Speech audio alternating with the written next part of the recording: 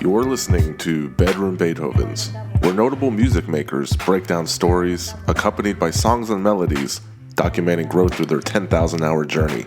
And me? Well, my name is Cello, your host.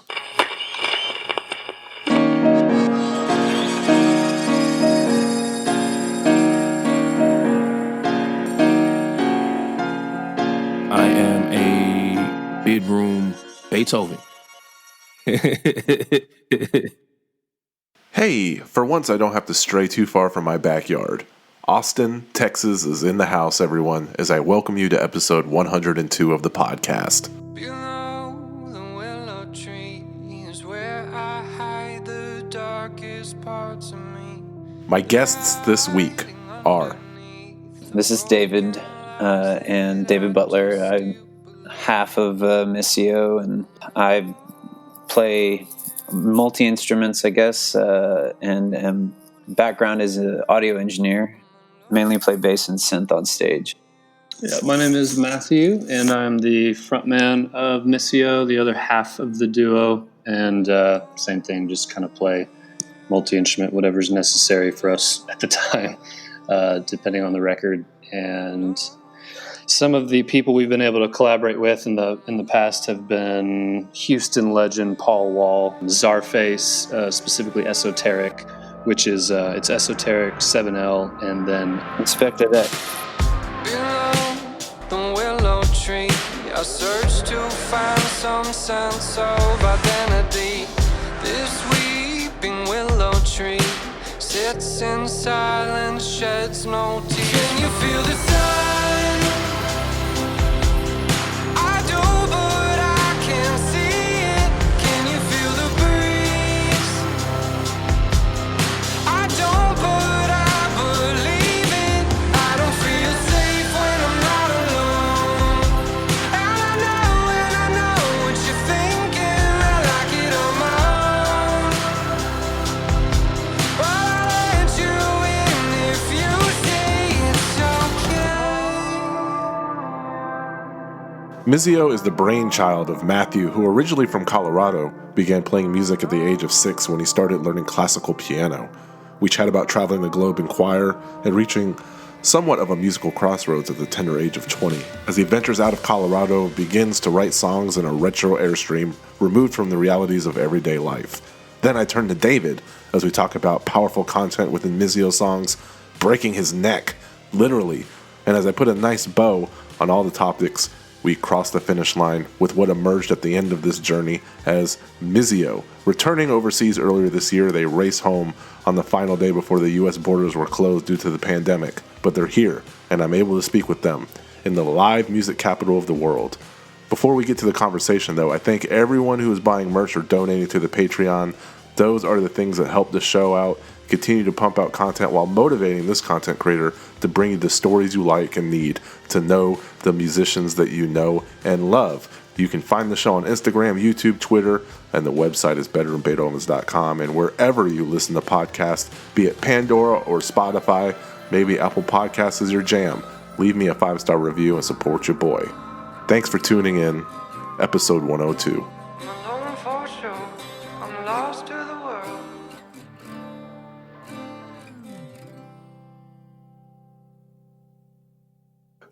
So my job right now is to give you guys a very unique interview. So, David, first question: how did you break your neck? Awesome start. That's cool that you know that. On one hand, I tend to forget about that moment in my life because it was just such a traumatic and massive experience. I was graduating, I broke my neck. I was a senior in high school. I was at my senior high school graduation party, which I grew up in Lake Jackson, which is the south of Houston. And so we were partying on the beach. Thank God I was on the beach because I was ended up horseplaying with my friends. We were just wrestling around and whatever, and I ended up getting dropped on my head, shattered my vertebrae. I still don't really understand exactly how I came out so unaffected by it. was like the same exact injury like Christopher Reeves had, Superman from way back in the day, that paralyzed him. And so, yeah, I went in, had a crazy miraculous surgery where they like literally were removing shards of my bone from my spinal cord. And all the while, like the worst I ever had was I lost like some feeling in my arms temporarily, and then it all came back though. And yeah, man, it was a gnarly way to start college in a huge neck brace and like feeling like a total loser, like not wanting to talk to anybody. I remember going to my college orientation, like literally didn't leave my room because I didn't want to talk to anybody. Now you mentioned Lake Jackson. That is, I always feel like that place is going to be marred with the fact that Selena was from there. Truth, yeah. Yeah, it's shown up on the map a few times, most recently because it had some brain-eating bacteria in the water supply. I was like literally reading about my little small hometown in the New York Times. Like this was like a few months ago. It was insane. So it's always bad news that I Lake don't know, Jackson's man. like They got some weird juju happening there, man. But hey, it's home. Well, Matthew and I were talking about like this because I grew up in the Austin area. We were talking about Georgetown and all. I actually worked at the same place as your dad in Round Rock. I worked at Dell 3 times, and I hate that place. Dude, he hated that place I as hate well. Dell. The amount that it's frustrating for me as his son, watching him, because he is one of the hardest workers I've ever met. And to see him get taken advantage of time and time and time again by these people who just don't give a single shit about their employees is really unfortunate. I mean, he's always wants to give his best. So he ended up leaving Dell a couple years ago, and he's much happier. But it's seemingly everybody that I talk to that comes from there says the same thing, which just sucks for a company.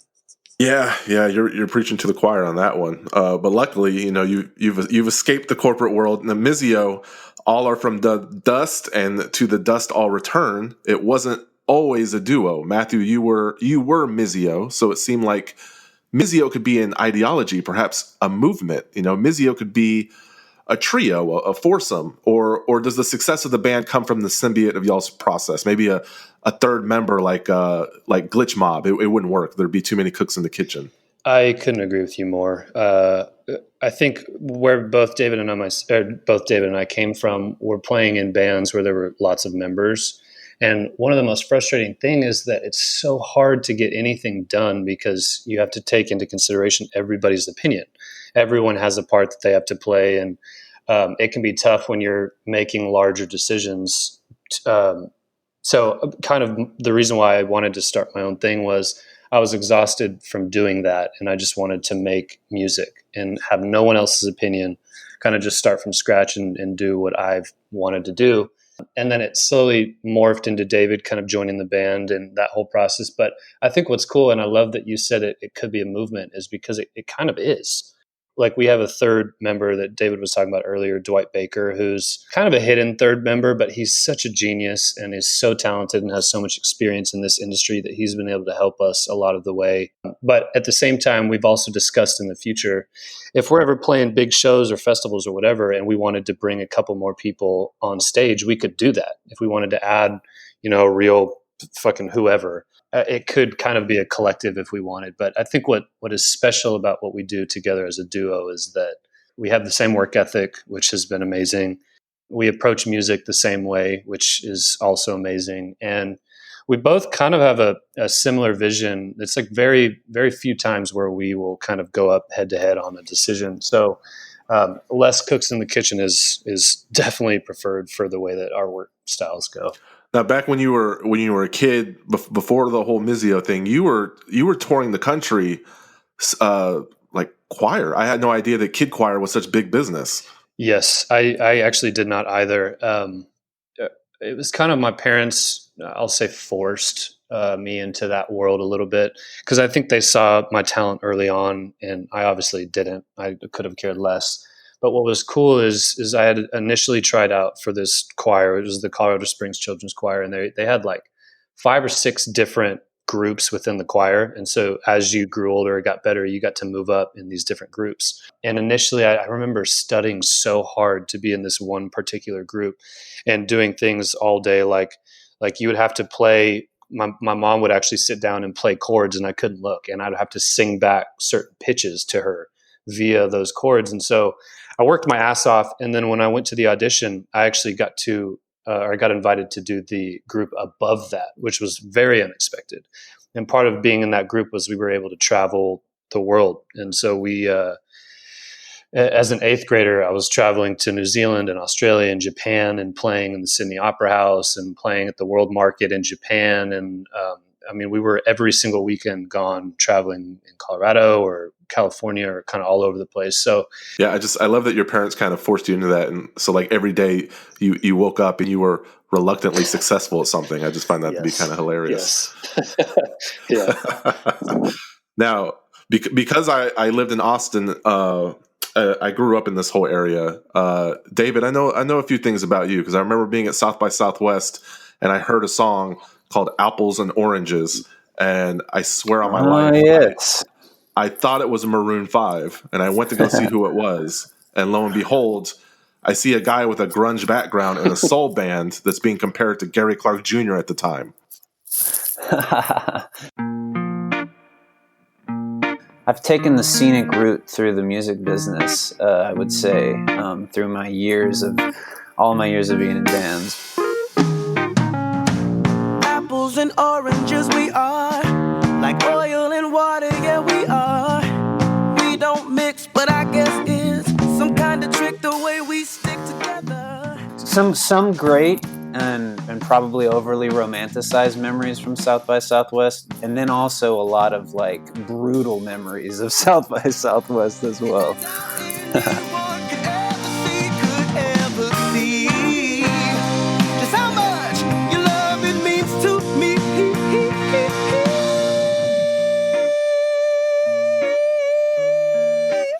Well, the person that you were in the band with, Gerard Green, you knew him since kindergarten. Yeah, that's correct.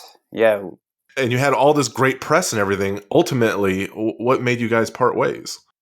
Man, that story is woven into the beginning of what Missio is, because essentially that band was just so talented. All of us had a lot of things to bring to the table, and including work ethic and grind and all that stuff. And I had been grinding really hard, like with that band, writing, touring, but like really like indie touring, like in a van, regionally in Texas, like very small level stuff, but just as difficult on some level. And I think, we had just been, I think we were like 6 years into the band. And I think a lot of people's lives just kind of, we were growing older, and, we were getting further removed from college and things like that. And a lot of people just made life decisions. And I was kind of left one of the last few that was just like seemingly willing the band forward. Right. And, booking shows, doing all this stuff, and I was just so burnt out. Not ever by the music, but by that grind. And so at that time, I was also producing records. Pretty like that. I had left my corporate job, and I was trying to pay my bills by producing records. And I was working with Dwight Baker, who's the third Missio guy Matthew mentioned, and so I was just like making a move at that point to full-time producing. And so I decided to leave, and that was kind of the last nail in the coffin for that band. But that was the moment, I think maybe like, it couldn't have been more than like a few months later that Missio, that Matthew was talking to me about doing the Missio project, and about not necessarily joining, like doing the Missio. Like I was just involved as a producer engineer in the beginning because we had previous work experience. I had produced his previous band, done some work together. And so, yeah, I mean, it's all like in Austin, there's like, I joke about it all the time, but it's like incestuous music community of like people who actually are doing real work. We cross ways in so many levels, in so many different paths. So correct me if I'm wrong, but so if it wasn't for that band, maybe Dwight Baker wouldn't be mixing all the Missio music right now, because that. Oh, hell no. That was how I met Dwight Baker. I mean, my first introduction to Dwight Baker was through my band. We were looking for a guy to record our record because I had been recording our records all the time, and I was like looking for someone to take us to the next level, and like, because I knew I was really limited at that point. I knew nothing about, I mean, anything. I was just recording records in my house at the time, trying to piece together gear. So he was recognized at that time as like, I mean, and still is like legit A-list #1 dude around Austin to make a record. Well, Dwight has a theory called the darker the weather, the better the man, which I think many bands adapt. And for me, Korn comes to mind because they came out with their debut album and they talked about sexual abuse and drug abuse, and they got successful. And then after 3 or 4 releases, the audiences weren't gelling with what their music and their message. So they went back into the studio with the original producer and hazed them to try to get that sound back. And then the lead singer, Jonathan Davis, reflected back 7 years later, saying that he feels that album was the band's biggest mistake, saying that going backwards rather than forwards might have been the biggest mistake they made as a band. And I think it would have been a much better album if the producer hadn't been so fucking hard on us and let us have a bit of fun. So I don't know, because Dwight has this thing where, you know, if we can talk about the painful stuff in our life, it might translate into better songwriting. It might translate to better production. How do you guys feel about that? Dude, honestly, like you saying that sparked a little bit of anger inside of me, because there's no one else is responsible for your own emotions, right? So it's for him to say that it's his band. You know, he needs to make whatever he wants to make happen.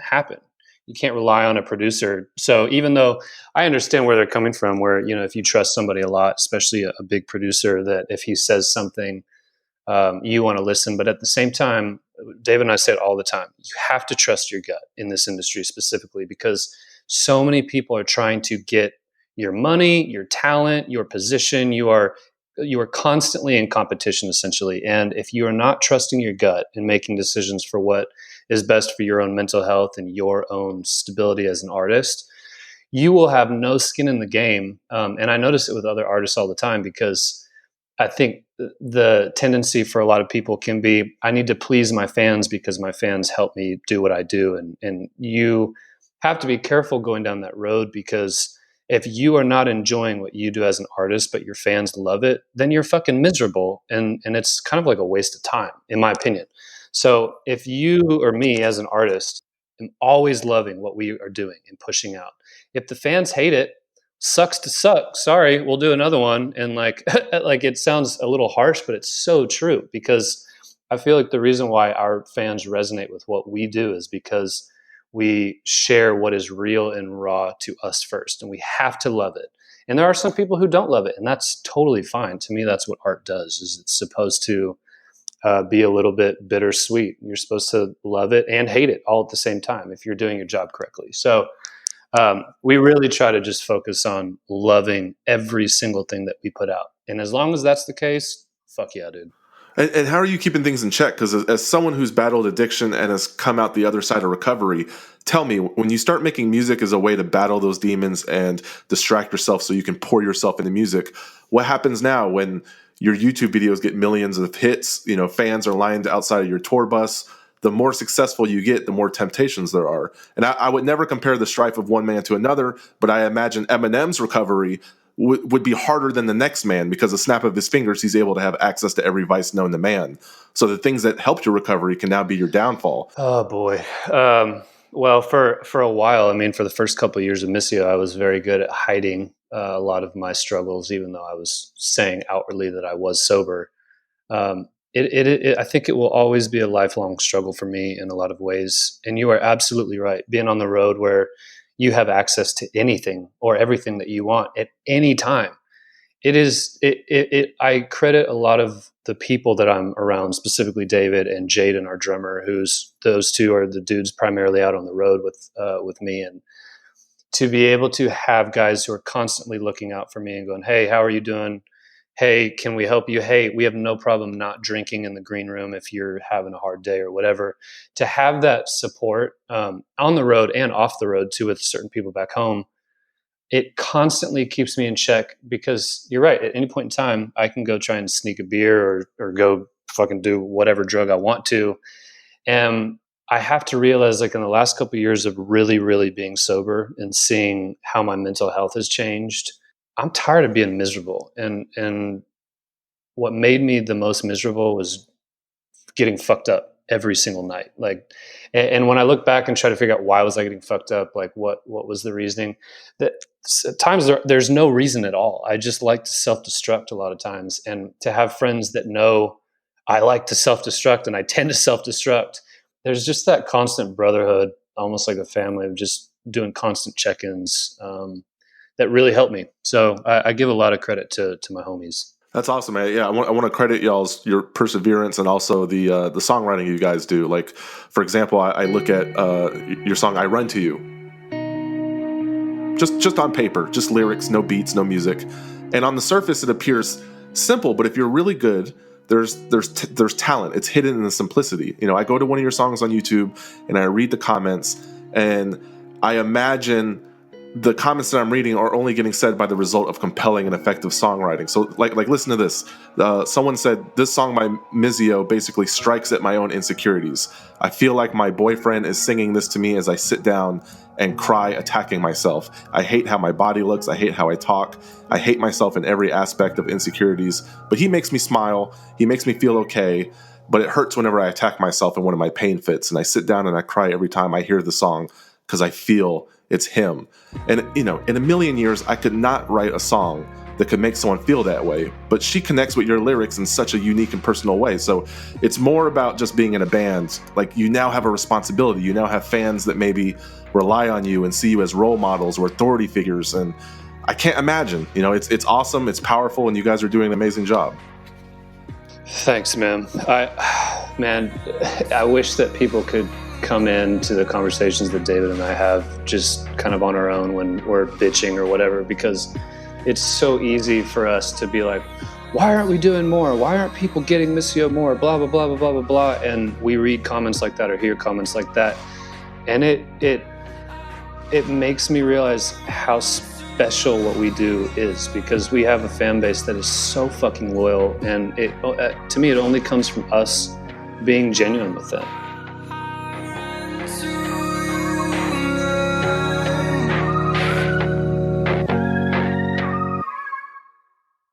It's honestly, man, just to be upfront with you, it would be so easy to take advantage of people in this day and age and try to convince you, or like do whatever we needed to do on social media to get more traction. And 10 times out of 10, we always have to go, how can we be the most real and impact the world, even if it means less money, less fans, less engagement? We don't want to bullshit people. And it seems like the long road, and a lot of times it is the longer road. Just like we like to sleep well at night, and we love our fans, and we love helping our fans and impacting people. And at the end of the day, that's why we do what we do. It's why the name Missio is Missio. It's mission. It's we are on a mission to help change the world, even through dark lyrics or dark music or happy music or whatever the fuck it is. So I really appreciate you mentioning that. I'll even get a little vulnerable myself. You know, I'll throw my hat in the ring here. You know, I'm not a young guy. I'm in my mid-30s. I got kids. I got a mortgage and everything. But you know what? My parents are in their 60s. And in this last calendar year, this last 365, I had a similar situation where my father just had enough. I can relate to Black Roses. You know, it's weird when my mom, who's 68 years old, is going through a divorce, you know, but I can take that song. And I know it's a personal song for you, David, and, you know, Matthew can help you write it, and you guys craft the song together. And now, you know, I might not have, you know, pain fits like that young lady did, but, you know, I'm a guy in my mid-30s and I can find something to relate to. Yeah, man. I'm still, and the holidays are very hard for me. I still struggle with it, and I haven't like, I don't know if there's ever resolution to situations when your father leaves the family. You know, it causes like tidal waves that wreck through your life. And all that to say, man, there's a lot of people out there that are going through that on all accounts, and that's always what we want to be speaking into. And like, that was a hard one for me. That was the first time I had to be vulnerable, like beyond just like, I guess, putting the words where, you know, or whatever, putting my own life on the line. And so it's rewarding, man, just and healing every time I get to talk to somebody who shared that experience, man. It makes everybody feel less alone, you know? No, I appreciate that, because when it happened, I was going on like Amazon. I was like, let me look at some books like children of divorced parents and how to cope. But it would always be for like a 12-year-old kid. It wouldn't be for like a guy in his mid-30s. So there's not that many resources out there for people like me. So, I appreciate that. And also, I spoke with Skylar Gray a few episodes ago, and she songwrites for other people. I want people to know that not everyone in your position gets to do that. She wrote a very personal song about her grandfather passing away, but she's a songwriter and she sells these songs. So she sold that song to will.i.am, and will.i.am turned it into a dance track. So now you're in the club bobbing your fist to this dance song, and you have no idea that it was like this really personal song that she wrote about her grandfather passing away. The songwriting list on some of the modern songs these days, if you actually get into the weeds and look at it, it's like 27 people long. And I'm just like, because like Matthew and I are pretty specific on how we feel about the co-writing subject, which is that a lot of times it's bullshit. And again, this has just been something we've had to learn. We cherish our songwriting, and like to the point where I think in the beginning, after we signed our first record deal, we went out to LA. We were, you say yes. You don't say no. You say yes. Let's say, hey, is there an opportunity to do something? Okay, let's do it. And then we learned that may or may not be the best way to like control what kind of art you're putting out. But I think everybody has to do it differently, right? So I love that there is such an opportunity for songwriters these days to just, hey, you don't have to be a full-on artist, because to be honest, all the work that goes into being a performing artist and touring, like it takes a lot of commitment to do both. So it's cool that there's opportunities for all, you know what I mean? What about like Matthew, when you live in an Airstream for a year, does that present some songwriting challenges or maybe inspiration? Like around what month mark did it get really challenging? Let's say, does month 2 different from like month 10? Well, the challenging in the songwriting perspective, absolutely. Like there were times I'm literally playing snare parts with like a fucking kitchen wooden spoon, like. And like in the summer, the AC is so loud that when I was living in the Airstream, I was learning and kind of teaching myself a little bit about engineering for the first time. And I remember trying to do these live takes on vocal or guitar or whatever, and just hearing this, just like this AC in the background as it's like burning hot, because that was this summertime in Texas, is like 104. So you either keep the AC on or you turn it off, but you're in a metal tube. So if you turn it off, you're fucked. So I would say I really enjoyed. That's actually one of my favorite times in my life is kind of stripping everything away from the material possessions and trying to get rid of a bunch of stuff and just living with less, which is a really beautiful time. But I would say after about 8 months in an Airstream, because I'm a tall dude, I'm 6'2", so taking showers and not being able to stand up all the way every day sucks, and not having hot water in the winter really sucks. So I was luckily, actually, I credit the reason why David and I have worked together so well for a long time is we had kind of just met around that time. We were working on an album, the first Missio EP, and he and his wife were looking for a new roommate. And I was like, hey, shit, man, I'm on the way out of this Airstream. So if you have an extra room, I am on my way in. Yeah, I believe your question was, is your shower hot? It's funny. I listened to this podcast called How I Built This, and I love that. Oh, you listened to it, yeah? And I love it. The Tony Hsieh episode from 2017 popped back up in the feed because he recently died. He's the former CEO of Zappos, And the guy is really weird because he built this $1 billion business from a shoe company, yet he hates shoes. He only owns like a pair of sandals, but he's got like unlimited amount of money. And he's been a millionaire since he's been in his early 20s. And the host, Guy Raz, asked him, like, basically, how are you living? And he was like, I live in an Airstream. And Guy was like, I don't understand. Like, you can live in the biggest mansion in California. Why do you live in a steel trailer?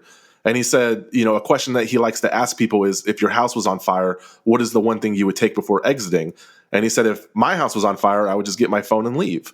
So like you said, it's very minimalistic. It's very Marie Kondo. It's a very, I don't know, but at the same time, it's kind of sad because I'd be running around getting family photo albums on my laptop, my hard drive, and vinyl records, and my kids, my dogs, and maybe I'm not doing it right. Well, I mean, dude, we're all on our own journey. I assure you that. And we have to do constant checks on our own journeys because, dude, there are times like early on when we signed our first record deal, I was like, I want to be fucking rich. I want a dope ass mansion. I want badass cars. And you just start to, as you start kind of living life and experiencing really awesome things that you never thought you would, like for me, I would come back from these amazing experiences and these tours, and I would still have these little holes in my soul. And I couldn't figure out why, because I thought those were the things that were going to fix me. And I think a lot of times we as a culture, especially in American culture, we look at money and material possessions and we go, those things are going to fix me. And then you get those things and you look at how many rich people are miserable. And it's like, okay, well, clearly those don't fix things. So what are active ways in our own lives that we can take, or steps or things that we can get rid of to be happy and content? And if that means less is more, then fantastic. And if it means that you're rich and you want to buy a big ass mansion and that makes you happy, also awesome. It's like there's no wrong or right way, is what I'm learning as I grow older. As artists, we're looking at the world and figuring out what our worldview, and everybody this year is changing and like considering all sorts of things because of, in light of all the new situations that we've been put in. So on one hand, I subscribe to what that dude is saying about isolating yourself and getting rid of all this, but Matthew's right. It's whatever works and whatever gets you through to the next step on your journey. Because sometimes you got to shed some stuff, and sometimes it's like if you're allergic to something in your diet, you may never know until you do a cold like purge and start over and figure it out. What is it that I am actually? What is causing this feeling in me, or this maybe you know what I'm saying? So everybody just has to follow their gut, I would say. For me, it would be like I would immediately take my advance and go buy a diamond chain for sure. I'm human, whatever. But when I tour in Hungary and then I realized that the annual income there is only $7,000 and someone's using that money to buy a concert ticket, then I realized, there's a deep, deep appreciation for my music. I think in the Czech Republic, the annual salary is $15,000. So if you're selling out a venue over there, that's humbling because these people don't get paid that much and they're using that money to see you. Dude, to be honest, in a real way, I think our whole way that we viewed Missio changed after a couple times over into Eastern Europe, where is by some unbelievable circumstances, it's probably the place in the world that we're the biggest. We have the most number of fans, Russia and Eastern Europe, and we know how hard we've toured in the U.S. and how many marketing dollars and how much has gone into radio play and how many, we know how hard we've worked on the U.S. market to break, and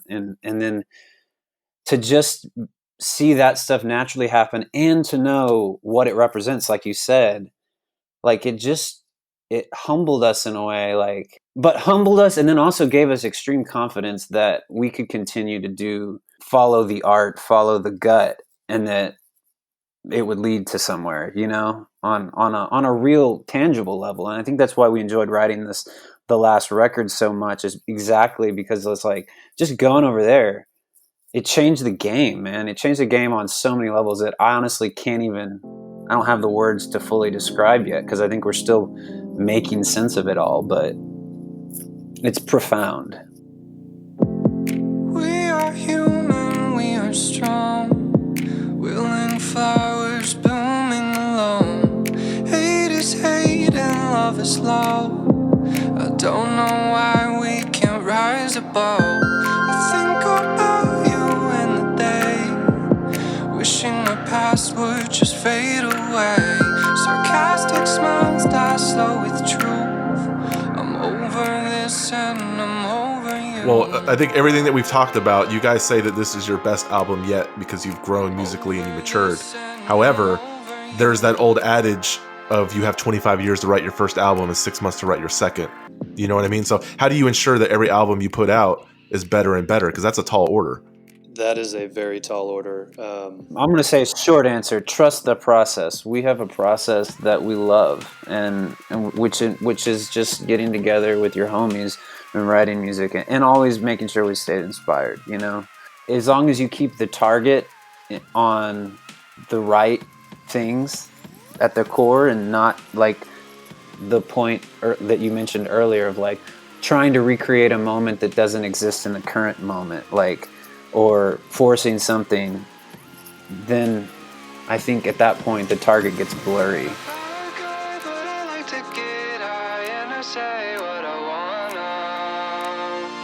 I'm just a sad lie and I'm normally shy. Shouldn't say it, but I'm gonna. I'm not a bad guy, but I like to get high and I say what I wanna.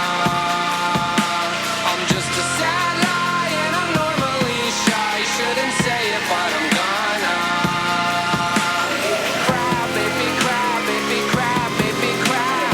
Move, baby, move, baby, move. Cry, baby, cry, baby, cry, baby, cry. I don't give a fuck.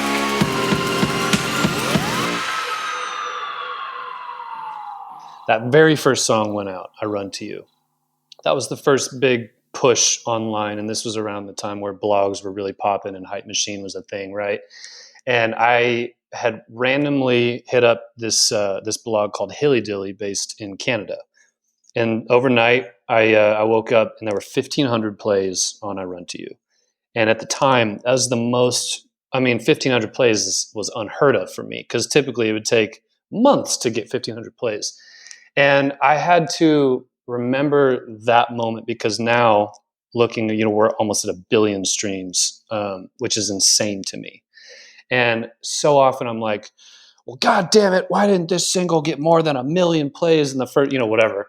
And I have to remind myself because I thought early on that signing a major label deal would fix or make Missio just blow up, or signing a major publishing deal. And what I try to tell artists is, remember that moment, that first time where you started to see people resonating with your song or your songs, and that feeling that you had. If you get that feeling every time you write a song, it doesn't matter if you're signed to a major label, if you have a giant manager, if you have the world behind you, that feeling that you got writing that song is what other people are going to experience around the world when they hear that same song. It doesn't mean that everyone is going to have that experience, but people will have that experience. And those people that latch on to that feeling are the ones that will be loyal to you as long as you keep trusting that feeling in yourself. So I always want to encourage young artists to trust that gut feeling and to exactly what David said, trust the process. And don't be discouraged if some major label doesn't want to sign you, whatever, because ultimately that doesn't matter. The only people that matter are the fans that are supporting you specifically. Labels at the end of the day don't give a fuck about you. Publishers don't give a fuck about you. Managers, honestly, rarely, it's very rare when they actually give a fuck about you as a person. Trust the process, trust that initial feeling as an artist when you write your songs, and the rest, literally, it will come, I promise. Well, without getting too sappy, I just want to say the Missio Mafia, your friendship, the handwritten notes you guys give, the VIP meetings after a show you provide. I've lost my absolute best friends during this pandemic, and I'm not going to say it's because of the pandemic, but I'm not the only one. And divorce rates are through the roof, and people are stressed, and they're demanding stimulus checks to buy groceries. And it's like, okay, what is it about David and Matthew that keeps their bond so tight? Is it their record contract? No. Is it money? No. But whatever it is, the world needs more of it. That's for sure. No, thanks you, dude. Thanks, man. Man. Yeah. That's very sweet. Last question, though. On this record, how much effort went into getting a Kendrick Lamar feature?